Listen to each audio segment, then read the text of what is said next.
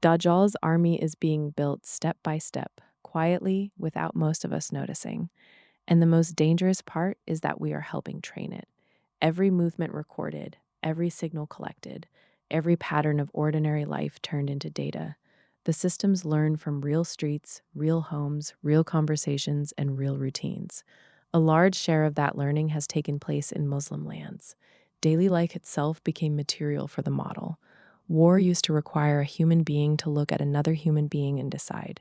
Even in the middle of chaos, there was still a moment when one person had to accept the weight of ending another life. That moment created hesitation. Sometimes that hesitation was the only thing standing between a possible strike and a completed one. That moment is being removed. Now the decision is prepared by machines. They study how people move, which phones they carry, who they contact, which buildings they enter, how long they remain, and what patterns repeat. From these details, they build lists. Names appear. Locations are marked. Recommendations for action are generated with increasing speed. Some systems have produced tens of thousands of targets with almost no real human examination. Other tools pass live information directly to drones and operators. The distance between a machine suggestion and an actual attack keeps shrinking. What once required layers of judgment is being compressed into a faster process. The machine does not hate. It does not need anger, revenge, or belief. It does not get tired or emotional. It calculates. It ranks. It returns an answer. And because it never sleeps, it can keep producing those answers without pause and without the friction of human conscience. In older forms of war, hesitation could still function as a form of conscience. In this new form, hesitation is treated as inefficiency. Speed becomes the highest value. When speed is treated as the highest value, careful human judgment becomes a problem to be reduced or removed.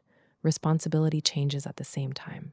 When the system generates the list and a human only confirms it, the weight of the decision becomes harder to locate. Everyone can point to the process. Fewer people feel they fully carry the outcome. The action feels cleaner. The result is still irreversible. This is how the new army grows, not only through soldiers and weapons, but through systems that watch, sort, classify, and recommend without tiredness and without human doubt. The more data they receive, the sharper they become. The more they are used, the more normal they appear. Once this method is accepted, once it becomes ordinary for the machine to choose first, it becomes very difficult to return to the slower and heavier responsibility of pure human decision. The technology does not need to declare itself evil. It only needs to be useful enough that people stop questioning it. After that, the logic of efficiency continues on its own. We are not only watching the system being built, in many quiet ways we are feeding it. Our movements, our devices, our patterns, and our acceptance all become part of its education. The army of the future may not announce itself with marching boots. It may arrive as a process that feels clean, fast, and necessary. By the time it is fully visible, the habit of letting the machine decide may already be normal.